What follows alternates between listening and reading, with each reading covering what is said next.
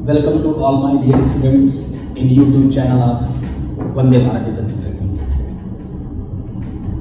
Myself Vivek Misra, Mathematics faculty of Vande Bharat Defence Academy. आप लोगों ने देखा कि पिछले वीडियो में जो अभूतपूर्व रिस्पांस आप लोगों ने दिया है उसके लिए सभी स्टूडेंट्स का तहे दिल से शुक्रिया। और ये सीरीज लगातार चलती रहेगी और इसी तरह से आप कॉन्फिडेंस हम लोगों का आप बढ़ाते रहिए। और अगली सीरीज में ट्रिग्नोमेट्री के बाद जो अगली सीरीज हम लोग स्टार्ट करने जा रहे हैं तो अगली सीरीज हमारी है एलजेब्रा से। और एलजेब्रा में हम टॉपिक मेनली कवर करेंगे आज कॉम्प्लेक्स नंबर, बाइनोमियल और quadratic and sequence and series. ये मेनली 4 टॉपिक्स पे हमारा फोकस है और एनडीए में इसमें से लगभग 20 क्वेश्चंस आएंगे इन चारों टॉपिक्स में से। ये सबसे इम्पॉर्टेंट 4 टॉपिक्स हैं एलजेब्रा में से और इस पे आप लोग ध्यान दीजिए ताकि ज़्यादा से ज़्यादा आप लोग एनडीए में स्कोर कर सकें। सबसे पहले आप देखें हमारी सीरीज का सेकंड क्वेश्चन नंबर 1 की अगर बात करें, कॉम्प्लेक्स नंबर का है क्वेश्चन नंबर 1। क्वेश्चन नंबर 1 जो हमारा है वो है I to the power 1000, I to the power 1001, I to the power 1002, I to the power 1003। और इस क्वेश्चन के जो ऑप्शंस है वो आप लोग देख रहे हैं स्क्रीन पर है आपकी 0, I, -I और 1। ये 4 ऑप्शंस हैं इस क्वेश्चन के 0, I, -I और 1। इस टाइप का क्वेश्चन कई बार एनडीए में पूछा गया है। नंबर्स चेंज करते हैं। आयोटा से बड़ा ही आसान सा क्वेश्चन है, आयोटा पर बेस्ड है, प्रॉपर्टी पर बेस्ड है।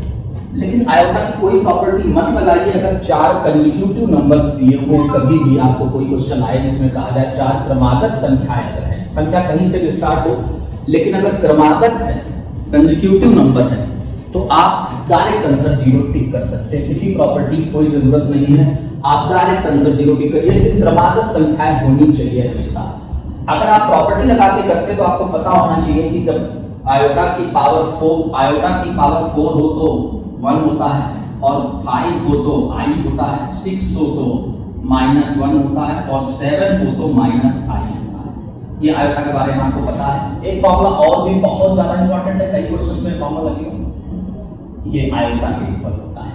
लेकिन इन सभी प्रॉपर्टियों से इस क्वेश्चन में रिक्वायरमेंट नहीं है। जब तक ये 4 कंसेक्यूटिव नंबर्स हैं, 4 क्रमागत संख्याएं, तो आंसर आप 0 टिक करके आगे बढ़ सकते हैं। इसको सॉल्व करने की जरूरत नहीं है आपको, इस क्वेश्चन को बिल्कुल भी सॉल्व नहीं करें, क्योंकि सॉल्व करेंगे टाइम जाएगा। तो इसे 4 से आप डिवाइड कर सकते हैं। 4 से डिवाइड करके देखें, अगर 4 से डिवाइड होता है पूरा का पूरा कैंसिल हो जाए तो 1। 4 से डिवाइड करने के बाद रिमाइंडर अगर 1 आता है तो I, और रिमाइंडर 2 आता है तो -1, रिमाइंडर 3 आता है तो -I। लेकिन इस क्वेश्चन में जरूरत नहीं है कि आप 4 से डिवाइड करें। 4 क्रमागत संख्याएं होंगी तो आंसर हमेशा 0 होगा। अगर क्वेश्चन इस तरह का भी होता, एनडीए 2016 में सवाल आया नीचे वक्त, तब भी आंसर 0 ही होता। इसमें भले ही आपको n की वैल्यू मालूम नहीं है लेकिन फिर भी ये क्रमागत संख्या है, एक बढ़ रहा है तो 4 क्रमागत संख्याओं का जो योग होगा, जो सम होगा वो हमेशा 0, चाहे संख्या ऐसी हो चाहे ऐसी हो। ये 4 का पेयर इसमें बनाना होता है आपको। इसमें फिर आपको कोई आयोटा की प्रॉपर्टी लगाने की अभी जरूरत नहीं है, लेकिन 4 क्रमागत संख्याओं का योग सदैव आपका 0 के इक्वल होगा। आयोटा की बेसिक प्रॉपर्टी इस क्वेश्चन में जरूरत नहीं है, लेकिन आप अगले क्वेश्चन में जब पढ़ेंगे तो ये जरूर ये प्रॉपर्टी मोस्ट इंपॉर्टेंट है। और इनका 4 से डिवाइड करने पर कैंसिल हो जाए तो 1, 1 से इसफल हो तो I, 2 से इसफल हो तो -1, 3 से इसफल हो तो -1। इसका आप लोग ध्यान रखें। और 4 क्रमागत संख्याओं का योग सदैव 0 होता है। इसी प्रॉपर्टी की कोई जरूरत आपको इस क्वेश्चन में नहीं है। आइए हम लोग आगे बढ़ते हैं, अपने क्वेश्चन नंबर 2 की तरफ हम लोग बढ़ते हैं। क्वेश्चन नंबर 2 भी कॉम्प्लेक्स नंबर का ही है और कॉम्प्लेक्स नंबर में बेसिकली हम आयोटा के सवालों को सबसे इंपॉर्टेंट मानते हैं। दूसरा, आयोटा के बाद जो होता है वो क्वेश्चन इंपॉर्टेंट होता है लोकस का। ये 2 क्वेश्चन हम लोग फोकस करेंगे, आयोटा और लोकस की बात करेंगे। सबसे पहले आयोटा से रिलेटेड सवालों में 2 नंबर जो सवाल है, ये क्वेश्चन जो है एनडीए 2014 में क्वेश्चन पूछा गया, 1 से 13 है और सिग्मा करके लिखा हुआ है इस तरह से। और इस क्वेश्चन के ऑप्शंस आप देखें, ऑप्शंस क्या दिए हुए हैं इसके। आयोटा पहला option, iota -1 second option, minus iota and 0, ये 4 ऑप्शंस आपको दिए हुए हैं। सबसे पहले तो ये सिग्मा को अगर एक्सपेंड करना आपको आता है तो आसानी से फिर वो जो चार कंसेक्यूटिव नंबर्स वाला जो कॉन्सेप्ट है कि चार चार का पेयर बनाइए और जीरो करते जाइए। सबसे पहले हम इसको एक्सपेंड करेंगे, इसका प्रसार करेंगे, फिर इसका, और n का मान 1 से लगा के 13 तक करते जाना है। इसमें पहले रखिए तो i to the power 1, i to the power 2, i to the power 3 dot dot i to the power 12, i to the power 13। तो हमने सबसे पहले इसमें रखा, अब फिर इसमें ऐसे ही 1 रखिए तो रखेंगे 1 से 13 तक, 1 जैसे ही रखेंगे यहाँ 2 हो जाएगा। तो इसकी जो सीरीज बनेगी, अगली जो सीरीज बनेगी वो अगली सीरीज ये होगी 2, 3, 4 dot dot i to the power 14 तक जाएगा, i टू द पावर 14 तक जाएगा। और याद रखिए ये सीरीज 1 से 13 है, ये 2 से 14 है, इसमें भी नंबर ऑफ टर्म्स पदों की संख्या 13 है तो इसमें भी 13 है। भले ये 2 से स्टार्टिंग है, इसको ध्यान दीजिए आप, ये 2 से स्टार्ट होकर 14 तक गया, ऐसे 14 टर्म्स नहीं है, ये 13 टर्म्स है और 13 पद हैं। तो ध्यान दीजिएगा जब क्रमागत संख्याएं हो, कंसेक्यूटिव नंबर्स हो तो 4 4 का पेयर बनाइए, 4 4 का पेयर बनाते जाएंगे तो ये 12 तक तो जीरो हो जाएगा, ये पूरा आपका जीरो हो जाएगा। इसमें भी 2 से लगा करके जब आप यहां तक जाएंगे 13 तक तो जीरो हो जाएगा, बचेगा आपका इसमें एक पद और इसमें एक पद, i to the power 13, i to the power 14। अब आप 4 से भाग दे दीजिए, इसमें 4 से भाग देंगे तो एक शेषफल बचेगा, इसमें 4 से भाग देंगे 2 से, और 2 शेषफल बचता है तो आप जानते हैं हमने बताया कि -1 होता है, एक शेषफल बचे तो i और 2 शेषफल बचे तो माइनस, इसीलिए इसका फाइनल आंसर i-1 होगा और ऑप्शन नंबर बी आपका करेक्ट होगा। आप देख रहे हैं आपके ऑप्शंस इसमें ब्लैक बोर्ड पर फ्लैश जो हो रहे हैं आपकी स्क्रीन पर, उसको आप देख लीजिए। और ये बड़ा बेसिक प्रॉपर्टी है, लेकिन जरूर याद रखिए आयोटा के सवालों में आप 4 4 का पेयर बना सकते हैं, लेकिन सिर्फ उन क्वेश्चंस में बना सकते हैं जिसमें कंसेक्यूटिव नंबर दिए हो, क्रमागत संख्याएं दी हो। तो 4 4 का पेयर बनाते जाइए, उसको जीरो करते जाइए। इसमें भी 13 पद है, इसमें भी 13 पद है। और आसानी से सिग्मा का सवाल एनडीए 2013 में 14 में पूछा हुआ सवाल है, ऐसा सवाल फिर से भी आ चुका है, बस ये टर्म्स आपको चेंज करेंगे, 2 से 14 करेंगे, इसमें चेंजेस करेंगे, लेकिन कॉन्सेप्ट वही रहेगा। इसको जरूर से जरूर आप ध्यान दें, बड़ा ही इंपॉर्टेंट सवाल है, आयोटा से रिलेटेड इंपॉर्टेंट सवालों में से एक है। अब देखिए क्वेश्चन नंबर 3 को बढ़े, तो अभी थोड़ी देर पहले प्रॉपर्टी हमने बताई थी 1 + i 1 - i आयोटा के इक्वल होता है। मोस्ट इंपॉर्टेंट है, इसको याद रखें आप लोग, एग्जाम में इसको डायरेक्ट पता होना चाहिए, इसको सॉल्व ना करें। सबसे पहले क्वेश्चन नंबर 3 की बात करें तो इस क्वेश्चन में आप देखेंगे कि -√-1 होल पावर 4n + 3 और plus i to the power 41 plus i to the power -257 की होल पावर 9 की वैल्यू क्या होगी? ऑप्शंस हैं और ये भी गिवन है, n एक नेचुरल प्राकृतिक संख्या, नेचुरल नंबर आपको दिया हुआ है और कहा जा रहा है कि इसके ऑप्शंस हैं 0, 1, i और लास्ट में -i। ये 4 ऑप्शंस आपके इस क्वेश्चन की दिए हैं, 0, 1, i-। जब भी क्वेश्चन में नेचुरल नंबर दिया हो, एक नेचुरल नंबर है, प्राकृतिक संख्या है, तो ऐसे क्वेश्चन में n का मान आप पुट कर सकते हैं, 1, 2, 3 जो भी आपको रखना है। प्राकृतिक संख्या आपको पता है नेचुरल नंबर 1 से स्टार्ट करता है, लेकिन सबसे आसान नेचुरल नंबर आप रखिए, कोई कर सकते हैं, लेकिन सबसे आसान नेचुरल नंबर 1 यहाँ पुट कर दीजिए। और √-1 को आप जानते हैं कि i बोला जाता है, तो यहाँ पर i लिख दीजिए और पावर में n की जगह 1 या 2 भी रख सकते हैं, लेकिन सबसे आसान नेचुरल नंबर को आप पुट करें और i टू द पावर 41 और इसको नेगेटिव को ऐसे लिख सकते हैं, इस तरह से लिखा जा सकता है। अब आप जानते हैं कि इसमें माइनस बाहर कर सकते हैं क्योंकि पावर ये विषम संख्या है, ऑड नंबर है। इसमें 4 से भाग देंगे अगर तो एक शेषफल बचेगा तो i, इसमें 4 से जब भाग दें संख्या को तो आपको पता होना चाहिए 4 से पूरा भाग दीजिए, डिवाइड करिए इसको, तो इसका भी शेषफल 1 ही आएगा। जब शेषफल 1 आएगा तो आप जानते हैं कि उसकी वैल्यू i ही होगी, आयोटा ही। अब प्रॉपर्टी है, इसमें 4 से भाग दे दीजिए तो 3 शेषफल बचता है तो -i होता है और आयोटा को जैसे ऊपर आप करेंगे तो माइनस हो जाएगा, ये पूरा का पूरा टर्म 0 हो जाएगा। इसके फाइनल आंसर इसका आयोटा होगा। आयोटा आपका ऑप्शन नंबर सी में गिवन है, सी ऑप्शन को आप भी कर सकते हैं। तो जिस भी क्वेश्चन में जब भी n एक नेचुरल नंबर आपको खुद गिवन है तो ऐसे सवालों में n = 1 पुट करके सवाल को आगे सॉल्व करें। इस सवाल में 4 4 का पेयर आप नहीं बना सकते क्योंकि क्रमागत संख्याएं नहीं दी हुई है, इसलिए इस सवाल में बेसिक प्रॉपर्टी जो हमने थोड़ी देर पहले भी आयोटा के लिखी थी अप्लाई करना पड़ेगा, 4 से भाग देना पड़ेगा। 4 से भाग देने के लिए अगर 4 से आपने भाग दिया और संख्या कट गई तो 1 होता है, अगर एक शेषफल आए तो i होता है, 2 शेषफल आए तो -1 होता है, और 3 शेषफल आए तो -i होता है। इसका आपको ध्यान, इसीलिए यहाँ 4 से भाग देंगे और यहाँ भी देंगे और इधर भी 4 से भाग देने के बाद इसमें डायरेक्ट नहीं कर सकते, आयोटा की प्रॉपर्टी लगा के ही इसको हमें सॉल्व करना पड़ेगा। इसीलिए आयोटा की प्रॉपर्टी आपको पता होनी चाहिए। अगर आयोटा की प्रॉपर्टी आपको पता है तो फिर आप आसानी से इस क्वेश्चन को कर सकते हैं। अब देखिए आयोटा की प्रॉपर्टी पर ही बेस्ड अगला क्वेश्चन नंबर 4 की अगर हम बात करें, जो कि एनडीए में 2015, 17 और उससे पहले भी 11 में आया, इसी से मिलता जुलता क्वेश्चन, बड़ा आसान क्वेश्चन है लेकिन इंपॉर्टेंट बहुत है। 1 plus i to the power 2m 1 minus i to the power 2m, ये क्वेश्चन में गिवन है और कहा जा रहा है कि मिनिमम पॉजिटिव वैल्यू आपको न्यूनतम धनात्मक पूर्णांक n का मान क्या होगा। ऑप्शन है 1 होगा, 2 होगा, 3 होगा या 4। पहला ऑप्शन 1 है, n का न्यूनतम मान 1 होगा या 2 होगा या 3 होगा या 4 होगा। तो सबसे पहले तो आपको जो प्रॉपर्टी अभी सिखाई गई थी आपने ध्यान दिया होगा, 1 प्लस आई की पावर 2n है और यहाँ 1 माइनस आई की पावर 2n है।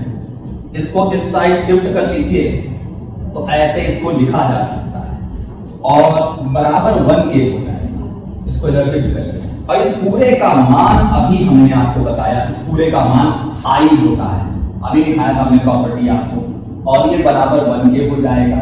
लेकिन ध्यान दीजिए ये 1 के बराबर कब होता है आपको पता होना चाहिए कि पावर 4 हो, 8 हो, 12 हो, 16 हो, कोई भी ऐसी पावर जो 4 से कटने वाली हो, कैंसिल होने वाली हो, तो मान सदैव 1 होता है।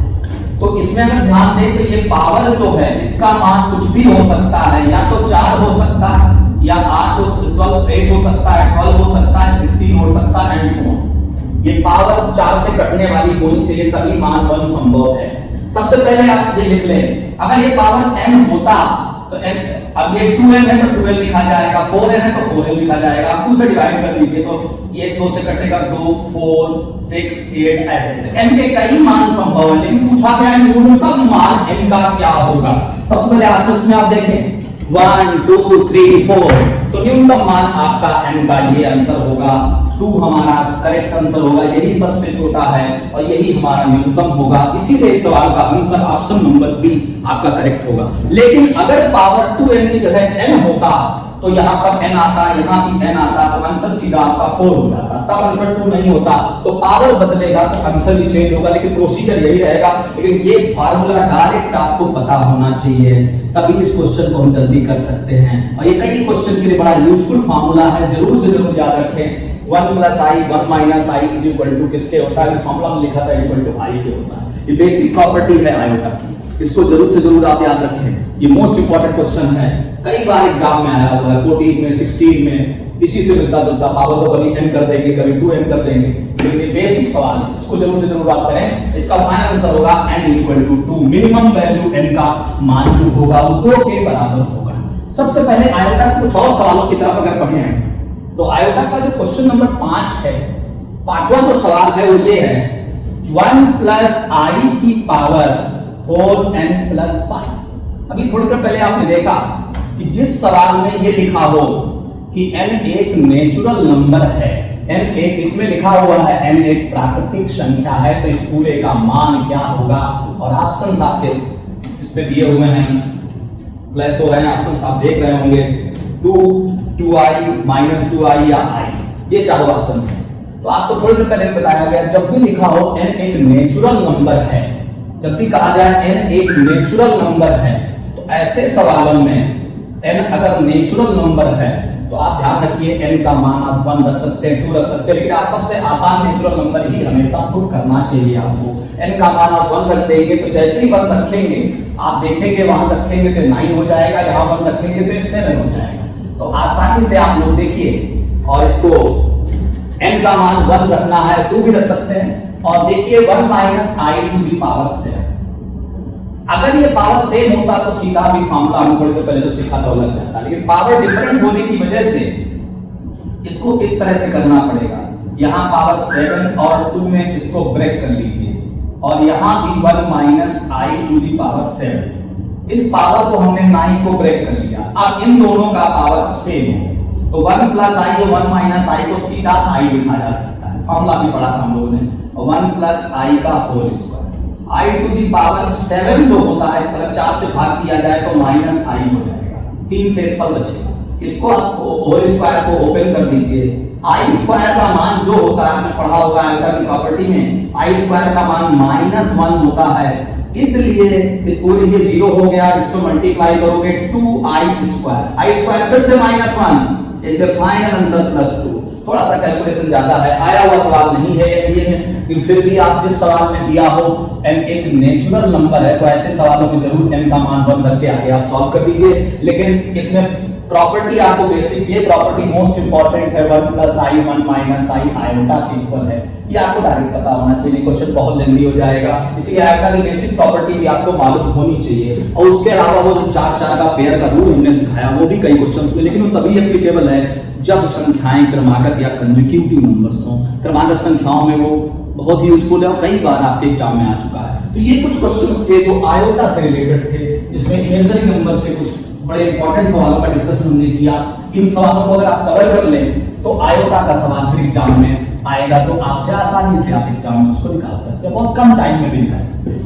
अब आइए क्वेश्चन नंबर 6 की अगर बात करें, क्वेश्चन नंबर 6 जो हमारा है वो ये है, ध्यान दीजिए, mod Z1 mod Z2 mod Z3, ये 3 समिश्र संख्याएं कॉम्प्लेक्स नंबर हैं, और ये 1/Z1 1/Z2 1/Z3 का मान यदि 1 है, इन सभी का मान, इसका भी मान, इसका भी, सभी का मान यदि 1 के बराबर है, देन पूछा गया आपसे कि आप बताएं मॉड Z1, इंपॉर्टेंट सवाल है, पूछा नहीं है एनडीए में, लेकिन पूरे चांसेस है कि इस तरह का सवाल आने के, आप लोग इसको बिल्कुल ध्यान से समझें कि आंसर 3 होगा, 1 होगा या ग्रेटर देन 3 होगा। ऑप्शंस आप लोग देख लें, लिखे हुए हैं स्क्रीन पर, ग्रेटर देन 3 या फिर लेस देन 1, ये हमारे ऑप्शंस हैं, 4 ऑप्शंस आपके सामने हैं।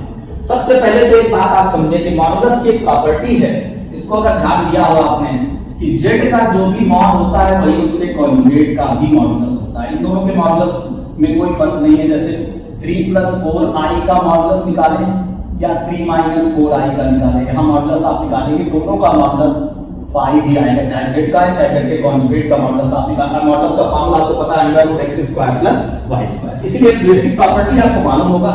दूसरी बेसिक प्रॉपर्टी मॉडुलस का है, मॉडुलस का स्क्वायर होता है z कॉन्जुगेट, z कॉन्जुगेट। बस ये 2 प्रॉपर्टी बेसिक है, आपको मालूम होना चाहिए इस क्वेश्चन को सॉल्व करने के लिए। अब जैसे मॉड ऑफ Z1 भी 1 है, मॉड ऑफ Z2 भी 1 है, मॉड ऑफ Z3 भी 1 है, तो जरा ध्यान दीजिए, मॉड ऑफ Z1 अगर 1 है तो अगर इसका वर्ग करें तो ये फार्मूला हमारे पास है कि वर्ग बराबर इतने के होता है, तो ऐसे लिख सकते हैं Z1 और Z1 का कॉन्जुगेट बराबर 1। एक बात समझ में आ रही है, यहाँ से Z1 में जैसा होगा वैसे Z2 में होगा, वैसे Z3 में होगा। एक बात यहाँ से क्लियर हुई कि अगर मॉडुलस 1 है तो ये Z1 और Z1 का कॉन्जुगेट भी 1 होगा। अब देखिए जरा इस पार्ट को देखिए, 1/Z1 1/Z2 1/Z3 बराबर दिया हुआ है 1 के, ये भी 1 के बराबर दिया है, ये भी 1 के बराबर है। अब अगर यहां से ध्यान से देखें तो Z1 की जगह पर क्या लिखा जा सकता है, 1/Z1 की जगह पर, Z1 को अगर नीचे करते हैं तो 1/Z1 की जगह पर Z1 का कॉन्जुगेट आएगा, यहां से लिख दिया। ऐसे इसलिए सिमिलरली इसका भी वैसे लिखा जाएगा और इसका भी वैसे लिखा जाएगा। लेकिन आपको थोड़ी देर पहले मैंने बताया कि कॉन्जुगेट लगाने से मॉडुलस कभी नहीं बदलता है, कॉन्जुगेट, तो इसमें कॉन्जुगेट लगा हो ना लगा हो आप हटा भी सकते हैं, मॉडुलस वही रहेगा। तो अब आपका आंसर मिल जाएगा, आंसर सीधा 1 आएगा। इस सवाल का आंसर 1 होगा और ऑप्शन नंबर बी करेक्ट होगा। थोड़ा सा अगर ये दोनों प्रॉपर्टी आपको क्लियर हैं तब इस सवाल को आप कर सकते हैं। कुछ अलग सवाल है, लेकिन आप जानते हैं कि यूपीएससी में प्रीवियस ईयर्स के सवाल लगाने के अलावा आपको कुछ नए क्वेश्चंस भी करने हैं जो अभी तक यूपीएससी में नहीं पूछे गए, क्योंकि आप लोगों को पता है कि यूपीएससी में हर साल 70% न्यू क्वेश्चंस आते हैं, इसलिए जरूरी है कि नए सवालों को भी हम कवर करें। मुश्किल नहीं है, जरा क्वेश्चन देखने में थोड़ा जरूर अजीब सा लगा है कि जब सोल्यूशन देखेंगे आप इसका कि z का मॉडुलस और z कॉन्जुगेट का मॉडुलस बराबर होता है और ये फार्मूले पर ध्यान दे दें तो बस सीधा Z1 बराबर 1 है वर्ग किया, ये फॉर्मूला लगाया, तो यहां से एक बात पता चली कि 1/Z1 की जगह क्या लिखा जा सकता है, Z1 कॉन्जुगेट। लेकिन कॉन्जुगेट लगाने से मापांक का मान, मॉडुलस का मान कभी नहीं बदलता, इसलिए कॉन्जुगेट को हटाया भी जा सकता है। Z1 Z2 Z3 बराबर 1 के, इसीलिए इस पूरे का आंसर जो है 1 हो जाएगा। थोड़ा ध्यान दीजिए आप इस सवाल को, ना समझ में इस सवाल में अगर कोई समस्या है तो आप लोग बताएं, अगर कोई समस्या नहीं है वैसे अपनी पूरी कोशिश की सवाल का एक एक पार्ट आपको क्लियर हो जाए, और आई होप सो क्लियर हो भी गया होगा। इसको पूरी तरह से ध्यान दीजिए और इस तरह के सवालों पर ही आप फोकस करें, ये मुझे लगता है पूरे चांसेस हैं। भले एग्जाम में पूछा तो नहीं है, लेकिन आप जानते हैं कि नहीं पूछा हुआ सवाल को और ध्यान से आपको पढ़ना चाहिए।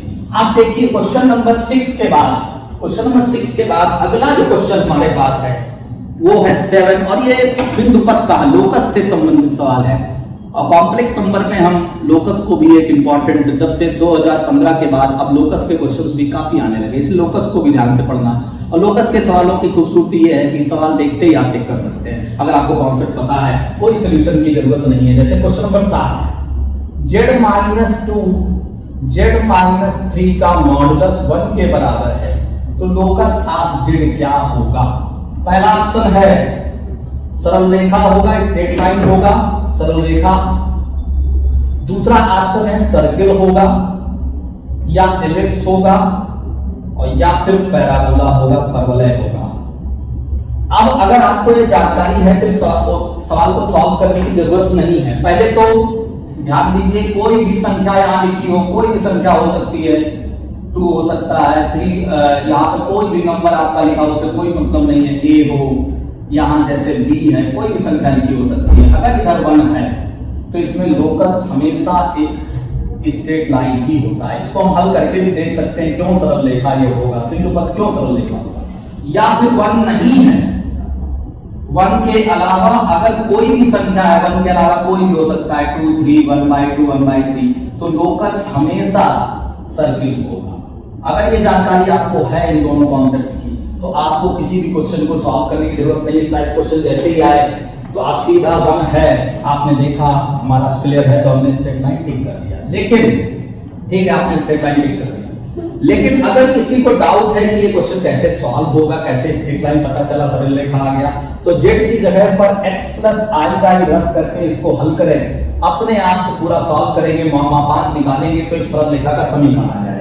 लेकिन क्योंकि आपको डायरेक्ट पता है कि 1 होगा तो सरल रेखा होगा, 1 नहीं होगा तो आपका सर्किल अवृत्त हो जाएगा, तो क्या जरूरत है आपको सॉल्व करने की। इसीलिए इस सवाल में आप डायरेक्ट टिक करें, लेकिन अगर कोई कंफ्यूजन है तो जरूर आप सॉल्व करके एक बार देख सकते हैं। लेकिन कभी कभी ऐसे क्वेश्चंस में आपने 1 देखा और तुरंत स्ट्रेट लाइन टिक कर दिया, तो जल्दबाजी में टिक नहीं, थोड़ा ध्यान से देखें।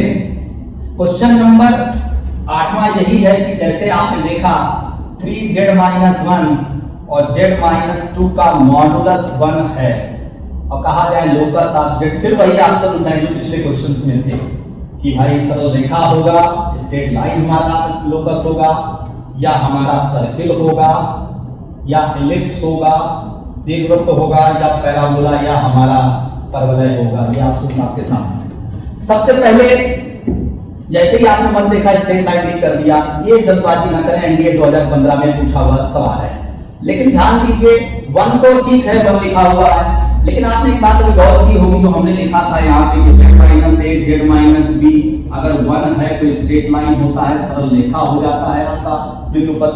और अगर 1 नहीं होता है, कोई भी संख्या 1 के अलावा आ जाए, मान लीजिए 1/4 या कुछ भी आ गया, तो सर्किल हो जाता है, वृत्त हो जाता है हमारा बिंदु पथ। लेकिन एक बात पे गौर करें, सिर्फ 1 देखने से स्ट्रेट लाइन टिक कर देंगे तो ये गलत हो जाएगा। थोड़ा इस फॉर्म का ध्यान दें, Z का जो कोफिशिएंट है, जो गुणांक है, वो 1 होना चाहिए, चाहे कोई भी, चाहे ये क्वेश्चन हो चाहिए। इसमें गड़बड़ यही है कि Z का कोफिशिएंट यहाँ तो 1 है लेकिन यहाँ 3 है, तो इस बात क्वेश्चन में अगर आपने जल्दबाजी की 1 देखा स्ट्रेट लाइन, तो ये भी ध्यान देना है क्या ये स्टैंडर्ड फॉर्म में है या नहीं है। अगर ये स्टैंडर्ड फॉर्म में नहीं है तो सबसे पहले आप इसको स्टैंडर्ड फॉर्म में कन्वर्ट करिए, तभी ऑप्शन को टिक करिए। तो जैसे आप इसमें 3 कॉमन लेंगे, Z का गुणांक आप 1 बनाएंगे तो ये बनेगा 3z माइनस 1/3 और यहाँ पे हो जाएगा z minus 2 is equal to 1। 3 को उधर करेंगे तो ये बनेगा z माइनस 1/3 और यहाँ होगा z माइनस 2 और इज इक्वल टू 1/3। अब क्लियर है कि इधर 1 नहीं है, इधर 1/3 है, इसीलिए इसका आंसर सर्किल या वृत्त होगा। चाहे तो z की जगह x प्लस i करके पूरा हल करके देखिए, सर्किल का ही समीकरण निकलेगा। लेकिन जल्दबाजी ना करिए, 1 देख करके तुरंत स्ट्रेट लाइन लिखना करें, स्टैंडर्ड फॉर्म में होना भी जरूरी है। लोकस का सवाल बहुत आसान होगा, बस आपको करना क्या है, जो ये कॉन्सेप्ट बताया गया है इसको ध्यान रखना है, ताकि आप डायरेक्ट इस सवाल में सॉल्व ना करना पड़े आपको, और आसानी से आप क्वेश्चन का आंसर टिक कर लें, बिल्कुल आसानी से। ये दोनों कॉन्सेप्ट को ध्यान रखिए, बड़ा इंपॉर्टेंट कॉन्सेप्ट है, इस पर कई बार क्वेश्चन एनडीए में पूछा जा चुका है। लोकस का बड़ा इंपॉर्टेंट सवाल था। अब देखिए, ये तो कुछ हमने डिस्कस किए, ये सभी के सभी कॉम्प्लेक्स नंबर या समिश्र संख्या के सवाल थे। उसमें से कुछ सवाल आयोटा से संबंधित थे, कुछ सवाल मापांक से संबंधित थे, कुछ सवाल आपके लास्ट में लोकस या बिंदु पथ से रिलेटेड कुछ सवाल थे। क्वेश्चन नंबर 8 तक हम लोग पहुंच चुके हैं। अगर क्वेश्चन नंबर 9 की बात करें तो अब हम टॉपिक जो हमारा है वो है सीक्वेंस एंड सीरीज। श्रेणी का जो टॉपिक है, बड़ा इंपॉर्टेंट टॉपिक है कि एक सीरीज दी हुई है 1/2, 3/4, एनडीए 2016 का क्वेश्चन, 7/8, 15/16 ये सीरीज है, डॉट डॉट, और ये n टर्म्स तक है, n पदों तक है। इसका योगफल या सम क्या होगा? सबसे पहले ऑप्शंस आप देखें, अगर ऑप्शंस आपके सामने हैं, 2 की power n minus n minus 1 minus 2 की पावर है, और 2 की power minus n plus n minus 1, और लास्ट है 2n माइनस 1। ये सभी आपके ऑप्शंस लिखे हुए हैं।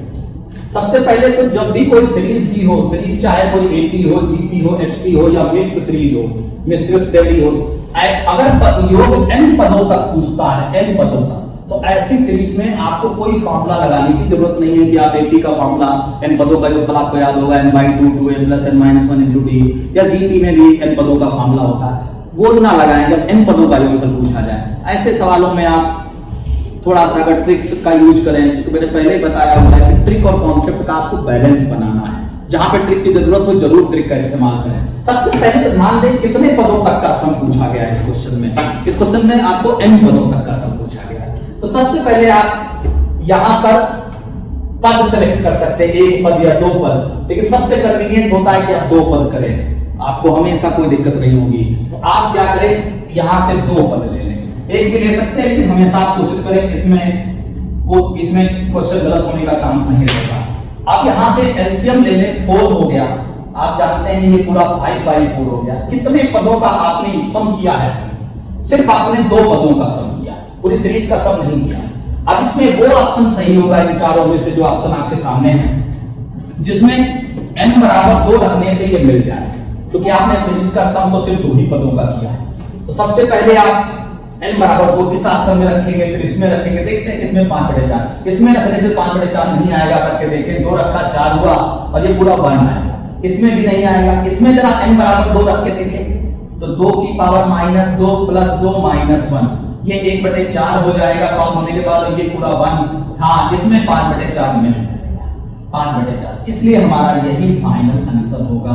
हमेशा 2 पद करें, एक पद कभी ना करें। एक पद से कई बार दिक्कत ज्यादा होती है, कभी कभी वो 2 ऑप्शन में मैच कर सकता है, लेकिन 2 पदों में आसानी से आप ऑप्शन को टिक कर सकते हैं। लेकिन इस मेथड में एक चीज ध्यान देने वाली है कि अगर आपने n बराबर 2 रखने से यहाँ 2 ऑप्शन कहीं 5/4 आ जाता, तो फिर 3 पदों का करना पड़ता। लेकिन आपको पहले ही हमने बोला ऐसी जरूरत ही नहीं पड़ेगी, सिर्फ 2 पद लीजिए, क्वेश्चन क्लियर, एकदम कोई डाउट नहीं है। ऐसा कोई क्वेश्चन इंडिया में आज तक नहीं आया जो 2 पदों से हल ना हो। एक ना लिया करें, एक पद में डाउट हो सकता है, 2 पद में कभी कोई डाउट नहीं होगा आपको। और सीरीज का सम का कोई फॉर्मूला इस्तेमाल ना करें अगर n पदों तक दिया, अगर ये 100 पदों तक दिया होता है तो फॉर्मूला आपको इस्तेमाल करना पड़ता है।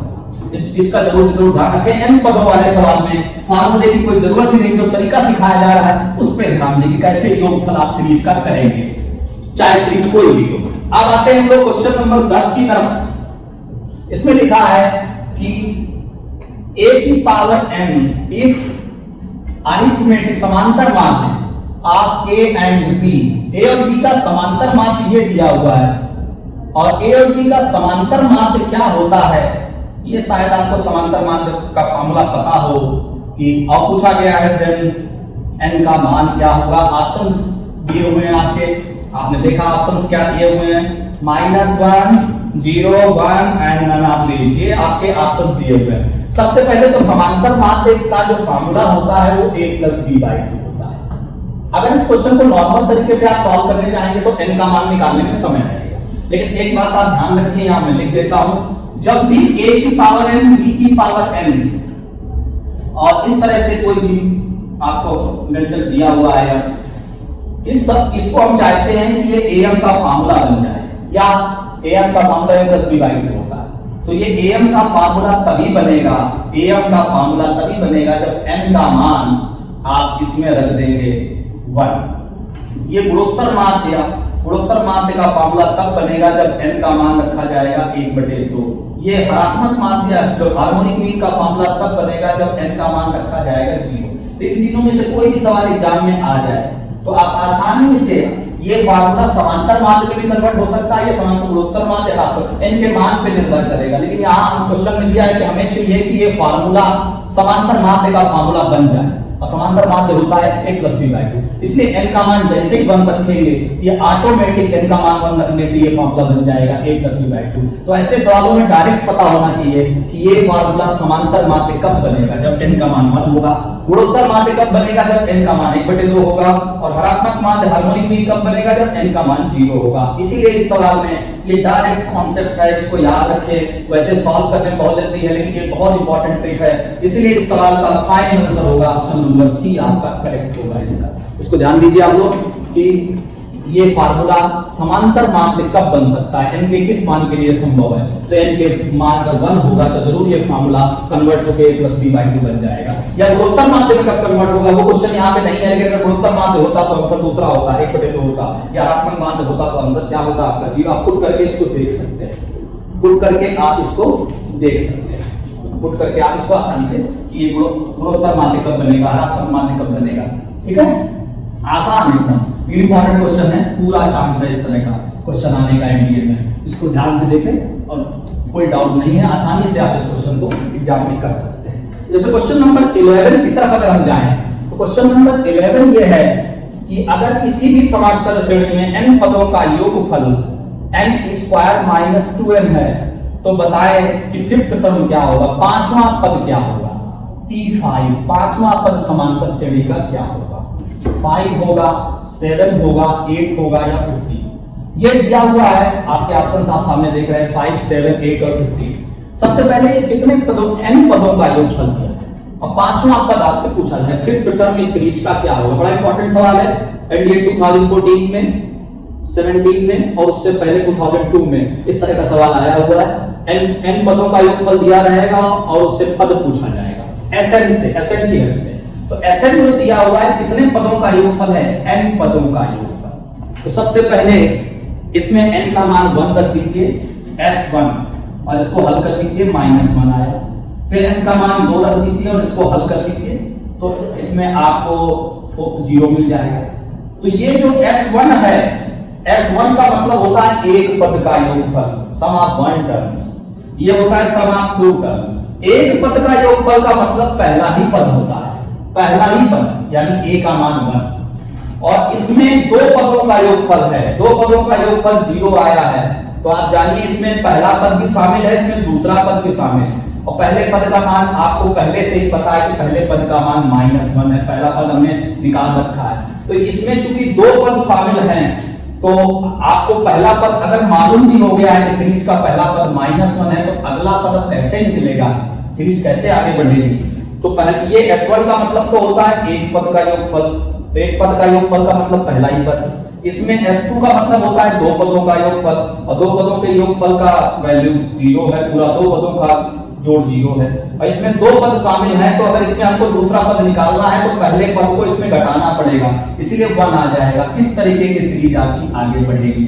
ये 1 कैसे आया, क्योंकि इसमें पहला पद शामिल है, ये पहला पद है और इसमें दोनों पद शामिल हैं, पहला भी और दूसरा भी, और अगर आप इसमें दूसरा पद निकालना चाहते हैं तो पहले पद को यहाँ रखेंगे तो वैसे ही दूसरा पद आपका सीधा बना जाएगा। अब सीरीज पता चल गई, अब बहुत आसान है। पांचवा पद आप जानते हैं a + 4d होता है किसी भी समांतर श्रेणी में, a का मान -1 है और d का मान इसमें से इसको घटाओगे 2 आएगा, तो इसलिए फाइनल आंसर जो होगा इस सवाल का वो 7 होगा।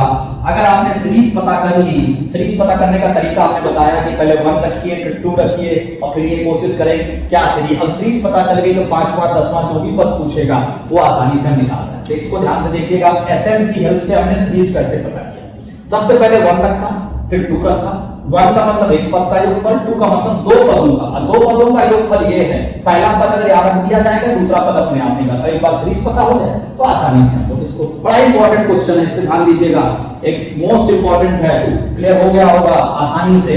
बस आप एसएन के फार्मूले का कैसे इसमें इस्तेमाल करेंगे। अभी कॉन्सेप्ट बेस्ड क्वेश्चन है, इसको आप ट्रिक से नहीं कर सकते, इसीलिए हमने बोला कि कॉन्सेप्ट और ट्रिक दोनों का बैलेंस होना चाहिए। किस क्वेश्चन में ट्रिक का इस्तेमाल करना है, किस क्वेश्चन में आपको कॉन्सेप्ट आना चाहिए। अब देखिए सबसे पहले अगले क्वेश्चन की बात करेंगे तो बड़ा बेसिक है। ऐसा क्वेश्चन तो एनडीए में अगर पेपर आप देखें प्रीवियस ईयर के पिछले 10 सालों के, तो कम से कम आपको 5 बार एक क्वेश्चन इस तरह का नजर आ जाएगा। बस नंबर केवल चेंज रहेगा। 6 की पावर 1/2, 6 की पावर 1/4, 6 की पावर 1/8, 6 की पावर 1/16 इंफिनिटी तक इस सीरीज का वैल्यू क्या होगी। पहला ऑप्शन है 6 होगी, 36 होगी, 216 होगी या 512 होगी। ऑप्शंस आपके स्क्रीन पर हैं, आप देखते रहे ऑप्शंस को। लेकिन सबसे पहले सीरीज का सम इस वैल्यू कैसे फाइंड करेंगे। तो चूंकि मल्टीप्लाई में है तो पावर आप ऐड कर सकते हैं, बेसिक सा रूल है। a 1/2, 1/4 ऐसे पावर को आप ऐड कर सकते हैं। ये तो आसान सा इंडिसेस का रूल है। कहां तक गया है, अनंत तक गया, इंफिनिटी तक ये सीरीज है। और ये जो बना, ये हमारा जीपी बना, अनंत गुणोत्तर श्रेणी बन गया। और अनंत गुणोत्तर श्रेणी का फार्मूला आपको क्लियर है, a/1 - r होता है। ये फाइनाइट जीपी का फार्मूला। इस सीरीज का सम करना बहुत आसान है और ये मोस्ट इंपॉर्टेंट क्वेश्चन है, आप ध्यान दीजिएगा। ये बार बार आया, बस नंबर्स कभी कभी यहाँ चेंज करेंगे आपके। तो देखिए पहला पद कितना है, 1/2, a का मान 1/2, ये फार्मूला लगना है a/1 - r। और a/1 - r, a की जगह 1/2 है और r की जगह पर भी r क्या होता है, पावर रेशियो होता है। इसमें से इसको डिवाइड करें या इसमें से इसको भाग दें तो 1/2 ही आएगा। जब पूरा हल करेंगे तो पावर 1 आ जाएगा, आंसर 6 आ जाएगा। बहुत ही आसान है, बहुत इंपॉर्टेंट है। इस क्वेश्चन को जरूर आप करें। सीरीज भी आसान सी है, ये जीपी बन जाएगी और जीपी का सम आपको मालूम होता है a/1 - r। इसको आसानी से इसको आप इस क्वेश्चन को कॉन्सेप्ट क्लियर से आसानी से जल्दी से 1 मिनट के अंदर आप आंसर इसका निकाल सकते हैं। ये सीरीज बेस्ड क्वेश्चन है, मोस्ट इंपॉर्टेंट है। तो ये कुछ क्वेश्चन हम लोगों ने सीक्वेंस एंड सीरीज या श्रेणी वाले टॉपिक के देखे। इसी तरह से अब हमारा जो तीसरा टॉपिक है वो भी बड़ा इंपॉर्टेंट टॉपिक है, द्विपद प्रमेय, बाइनोमियल थ्योरम। इसमें बेसिकली हम 2 या 3 टाइप क्वेश्चन सबसे इंपॉर्टेंट होते हैं, उसकी बात करेंगे। एक होता है नंबर ऑफ टर्म्स, पदों की संख्या। ये हर साल आप देखेंगे, रेगुलरली आ रहा है पेपर में। आसान भी होता है, कॉन्सेप्ट आपको पता है तो आसानी से बिना सॉल्व किए आप क्वेश्चन को टिक कर लेंगे। नंबर ऑफ टर्म्स बताना बहुत ही आसान है, पदों की संख्या। दूसरा होता है सम ऑफ कोएफिशिएंट, गुणांकों का योग। ये सवाल भी आप देखेंगे लगातार एग्जाम में आ रहा है बाइनोमियल से। सबसे पहले क्वेश्चन नंबर 13, आपने इस तरह का सवाल 2018-19 में भी देखा, उससे पहले भी देखा, 17 में भी देखा। इसमें कहा गया कि इस द्विपद प्रमेय में, इसके प्रसार में और इसके एक्सपेंशन में कितने पद होंगे, टोटल जो है टर्म्स कितने होंगे, पदों की संख्या कितनी होगी। अब टोटल टर्म्स हमारे ऑप्शंस जो हैं वो हैं 51 होंगे पद, 202 होंगे, 100 टर्म्स होंगे या 50 होंगे। इसका जब एक्सपेंशन करते हैं, यहाँ पावर 100 है तो 101 पद आते हैं। इसमें भी 101 पदों की संख्या बाइनोमियल में n+1 होती है, जो पावर है उससे ज्यादा। लेकिन आप ध्यान दीजिए, इसमें भी 101 पद, इसमें भी 101 पद, लेकिन ये प्लस ये माइनस 101 पद इसके होंगे, लेकिन कुछ पद आपस में कैंसिल हो जाएंगे। इसलिए पद की संख्या 202 नहीं होगी, 101 जुड़ेगा नहीं, कई पद ऐसे होंगे जो कैंसिल भी होंगे। इसीलिए ये सवाल इंपॉर्टेंट है। इसमें आपको ध्यान देना है कि जब ये अपोजिट होता है या कुछ भी लिखा है दूसरे का अपोजिट होगा तो पद कैंसिल होने का चांस रहता है। इसीलिए पदों की संख्या काउंट करने में थोड़ा सावधानी रखना है। और एक चीज, अगर पावर यहाँ इवन है, पावर जैसे यहाँ इवन दी हुई है, तो सीधा आप टोटल टर्म्स का, नंबर ऑफ टर्म्स का फार्मूला ये याद रखें।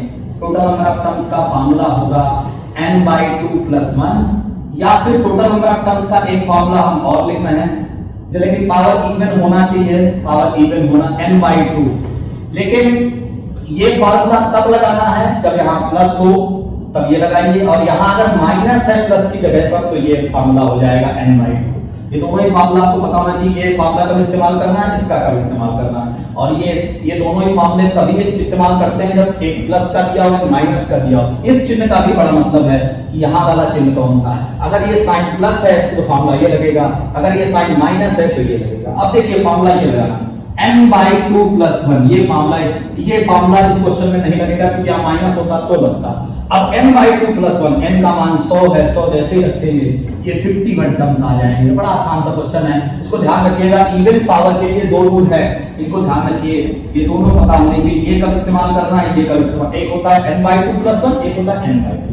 ये तब लगता नीचे वाला जब यहाँ माइनस आ जाता, तो पदों की संख्या बड़ी आसानी से आप ठीक कर देंगे कि क्या मतलब 202 नहीं हो, गलत है, क्योंकि 101 आएगा जरूर, लेकिन कई पद आपस में कैंसिल आउट भी हो जाएंगे।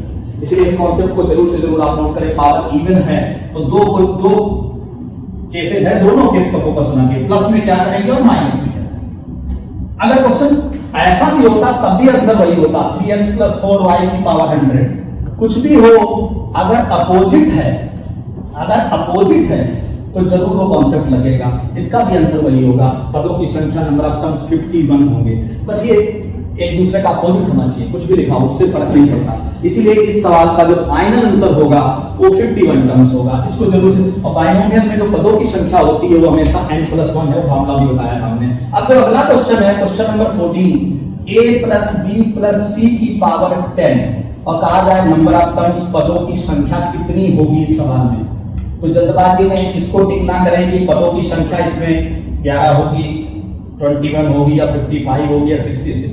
जल्दबाजी में इसको टिक ना करें, 10 से तो 11 हो जाएगा, वो तो बाइनोमियल में होता है। यहाँ तो ये 3 पद लिखे हुए, बाइनोमियल नहीं है। बाइनोमियल कब होता है, जब a + b की पावर 10 होता, तो पदों की संख्या सीधा 11 टिक कर देते हैं। ये ट्राइनोमियल है, ये 3 है। ट्राइनोमियल में जो फॉर्मूला होता है नंबर ऑफ टर्म्स का जो फॉर्मूला ट्राइनोमियल में है, बड़ा इंपॉर्टेंट है। ये फार्मूला होता है n+1 n+2 / 2।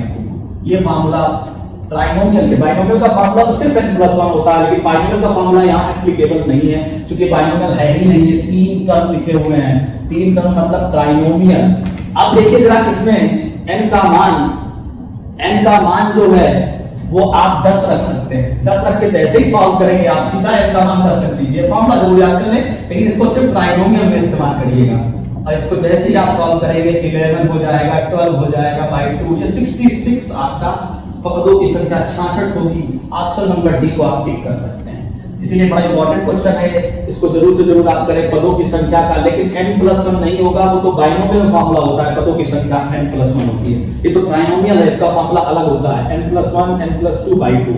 अब आते हैं अगले सवाल की तरफ, बाइनोमियल का ही है, बड़ा इंपॉर्टेंट है। जैसे पदों की संख्या का सवाल इंपॉर्टेंट होता है, वैसे ही अगला सवाल होता है गुणांकों का योग, सम ऑफ कोएफिशिएंट। और किसी भी सवाल में अगर क्वेश्चन नंबर 15 की बात करें, जब भी आपसे कहा जाए कि गुणांकों का योग निकालिए, तो आपसे सम ऑफ कोएफिशिएंट पूछा जाए, किसी भी सवाल में अगर गुणांकों का योग पूछा जाए, तो इस सवाल को बिल्कुल भी आपको आसानी से सवाल कर सकते हैं। इसमें कोई भी लेंथी प्रोसेस में अप्लाई करने की जरूरत नहीं है। जब भी कहा जाए कि आप गुणांकों का योग ज्ञात कीजिए, सम ऑफ कोएफिशिएंट बताएं, तो ऐसे सवालों में जो भी यहाँ पर अननोन वैल्यू है, वेरिएबल है, जैसे x यहाँ पर ऐसा है जिसका मान हमें नहीं पता, वेरिएबल होना चाहिए, वेरिएबल, तो उसका मान हमेशा 1 रखा जाएगा। अगर x और y दोनों होता तब भी 2 x की जगह भी 1 रखते, y की जगह 1। तो गुणांकों का योग का कोई भी सवाल अगर आ जाए तो हमेशा x या y जो भी हो उसका मान 1 हमें पुट करना है। उससे हमें ये सम ऑफ कोएफिशिएंट आप आसानी से बता सकते हैं। सम ऑफ कोएफिशिएंट का सवाल इंडिया में आया है, 2 या 3 बार ये सवाल पूछा गया है। तो सम ऑफ कोएफिशिएंट जब भी पूछा जाए तो वेरिएबल जो भी होगा, चाहे x हो चाहे y हो, उसकी जगह पे 1 पुट कर दें। 1 + 1 - 3 होल पावर 314। तो ये पूरा सॉल्व होने के बाद -1 की पावर 3148 हो जाएगा। ये चूंकि पावर सम संख्या है तो माइनस खत्म होकर सीधा 1 हो जाएगा। इसलिए गुणांकों का योग जो है वो ऑप्शन नंबर सी 1 के बराबर। तो किसी भी सवाल में अगर ये सवाल आता है कि गुणांकों का योग ज्ञात कीजिए, तो गुणांकों के योग के सवाल में हमेशा आप x या y की जगह पे 1 रख के उसको बस हल कर देंगे। कोई एक्सपेंशन की जरूरत नहीं है कि बाइनोमियल या ट्राइनोमियल को आप एक्सपेंड करें। गुणांकों के योग का कैसा भी कॉम्प्लिकेटेड सवाल हो, x की जगह पर या y की जगह पर या जो भी वेरिएबल है उसकी जगह पर सीधा 1 पुट कर दीजिए। उससे आप आसानी से गुणांकों का योग बता सकते हैं। गुणांकों का योग बहुत ही आसान सा क्वेश्चन आपका ये हो जाएगा, गुणांकों के योग से रिलेटेड। अब देखिए, हाँ अब देखिए आप लोग, तो ये क्वेश्चन नंबर हम लोग पहुंचे 15 का क्वेश्चन था गुणांकों का योग। ऐसा क्वेश्चन आप बार बार अगर पिछले 10 सालों का पेपर देंगे तो इस तरह का क्वेश्चन आपको बायोलॉजी में दिखाई देगा। सीधा सीधा है, x हो तो x की जगह पे 1 रखिए, x और y दोनों है तो दोनों की जगह पे 1 रखिए, और x y z तीनों है तो तीनों की जगह पे 1 रखिए, जो भी वेरिएबल हो। जैसे क्वेश्चन नंबर 16 है, इसमें कहा गया x alpha square minus 2 alpha plus x की पावर 100, और कहा जा रहा है कि सम ऑफ कोएफिशिएंट 0 है, गुणांकों का योग इसमें 0 है, गुणांकों का योग तो दिया हुआ है। देन कहा जा रहा है कि अल्फा का मान क्या होगा, अल्फा का, अभी थोड़ी देर पहले आप अल्फा का मान ऑप्शंस हैं कि 0 होगा या 1 होगा, देख रहे हैं ऑप्शंस आपके 0 है या 1 है या 2 है या नन ऑफ दीज है। सबसे पहले तो थोड़ी देर पहले तो आपको सिखाया गया कि गुणांकों का योग जब भी पूछा जाए तो x या y की जगह पे 1 रख देते हैं। यहाँ तो गुणांकों का योग खुद दिया हुआ है कि 0 के बराबर है, तो x की जगह पर आप 1 या y की जगह पे 1 रखना ही रखना है, तो यहाँ x की जगह पे 1 रख दीजिए और ये हो जाएगा आपका सम ऑफ कोएफिशिएंट हो जाएगा। तो सम ऑफ कोएफिशिएंट गुणांकों का योग निकलेगा अल्फा माइनस, ये बन जाएगा अल्फा माइनस 1 का होल स्क्वायर और पावर बन जाएगी पूरी 200, पावर पूरी 200 हो जाएगी। और गुणांकों का योग क्वेश्चन में ऑलरेडी दिया हुआ है 0 के बराबर है, तो जो भी आपने निकाला है अभी ये गुणांकों का योग आपने निकाला अभी, इसको बराबर आप 0 के कर सकते हैं। और जैसे 0 बराबर करेंगे अल्फा का मान 1 निकल आएगा, तो इसीलिए इस सवाल में अल्फा का मान 1 होगा, ऑप्शन नंबर हमारा बी करेक्ट होगा।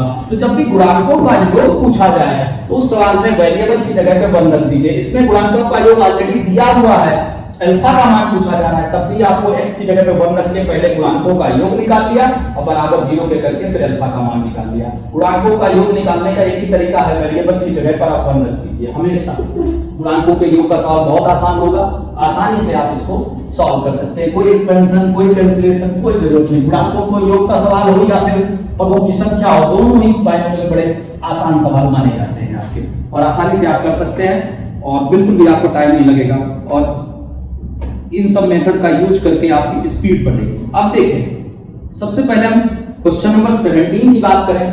क्वेश्चन नंबर 17 जो है वो है NC12 NC6, और कहा जा रहा है NC2 का मान क्या होगा। ऑप्शंस हैं 72 153 306। जानिए, आपने प्रॉपर्टी पढ़ी होगी, बाइनोमियल में पढ़ा होगा या परम्यूटेशन कॉम्प्लेक्सेशन पढ़ा होगा कि NCP और NCQ का मान इन दोनों का कब बराबर होता है। बड़ी इंपॉर्टेंट प्रॉपर्टी है, P + Q = N हो। इसका मतलब यह है कि 10C2 और 10C8 का मान आपस में बराबर होता है जब इन दोनों का योग इसके बराबर हो। तो 2 और 8 का योग 10 के बराबर है, जरूर इन दोनों का मान बराबर आएगा। तो इसीलिए अगर इस प्रॉपर्टी का हम यूज इस क्वेश्चन में करें तो आपको एक प्रॉपर्टी पता है, P और Q का योग हमेशा n के बराबर होगा, तो 12 और 6 को जोड़े तो n के बराबर सीधा आ जाएगा, तो इसलिए n का मान मिल जाएगा 18 या 18। और जैसे ही n का मान आपको मिल गया तो आप इसका मान आप निकाल सकते हैं, NC2 18C2 का मान आपको डायरेक्ट पता है 18 17 और नीचे लिख देंगे 2 1।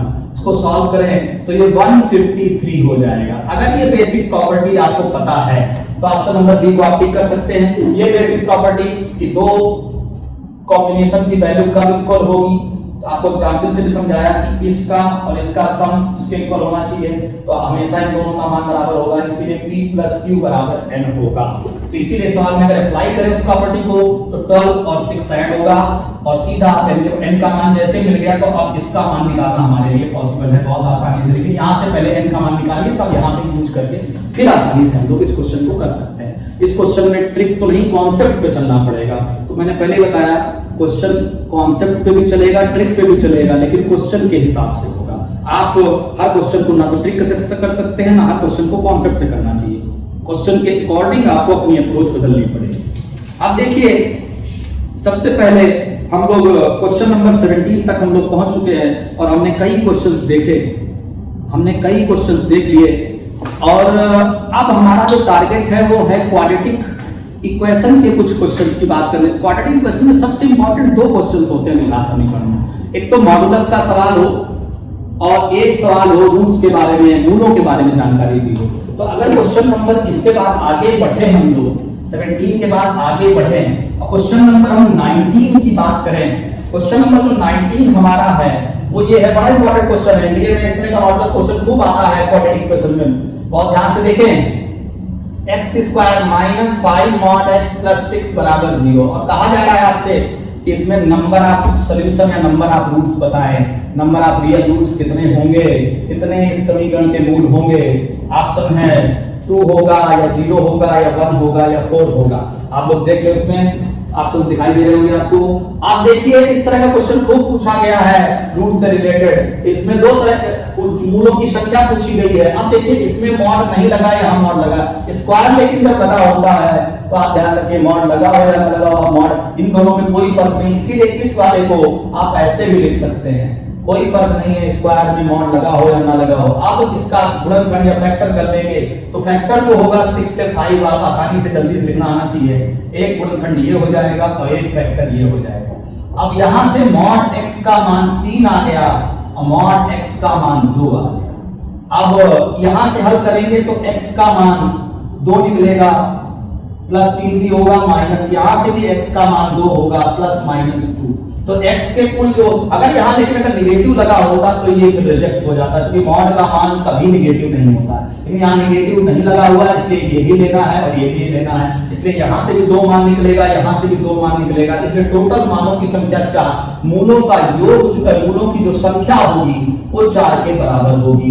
कुल मूलों की संख्या ये 4 है, 2 यहाँ के मूल हो गए, 2 ये रूट्स हो गए। और लेकिन अगर इस सवाल में थोड़ा चेंज होता तो आंसर चेंज हो सकता था। जैसे सवाल ये होता mod x square plus 3 mod x plus 2 बराबर, जो कहा जाता कि इसमें मूलों की संख्या क्या होगी, तो इसका गुणनखंड करते आप तो ये आता, ये इसका गुणनखंड होता। तो यहां से इसको 0 के बराबर करेंगे तो मॉड x माइनस 2 मिलेगा, इसको 0 के बराबर करेंगे। अब निगेटिव आने से मॉड का मान कभी निगेटिव नहीं होता है, कैंसिल, यहां से कोई मूल नहीं निकलेगा, यहां से भी कोई मूल नहीं निकलेगा, तो फिर मूलों की संख्या 0 हो जाती। तो ये क्वेश्चन पर निर्भर करेगा कि आंसर 4 आएगा कि 0 भी आ सकता है या कभी 2। जैसे जैसे क्वेश्चन बदलेगा वैसे मूलों की संख्या भी बदलेगी आपको, इसको हमें ध्यान रखना है। बस आप सीधा सीधा यहाँ मॉड ना लगाओ तो परेशान नहीं होना है, यहाँ मॉड आप अपने आप से लगा सकते हैं क्योंकि स्क्वायर में मॉडुलस का फर्क नहीं पड़ता है, इसमें आसानी से आप सॉल्व कर लें। अब देखिए पॉसिबल है कि नहीं, ये भी पॉसिबल है, ये भी पॉसिबल है। इससे मूलों की संख्या जो कुल आएगी वो मूलों की संख्या 4 होगी।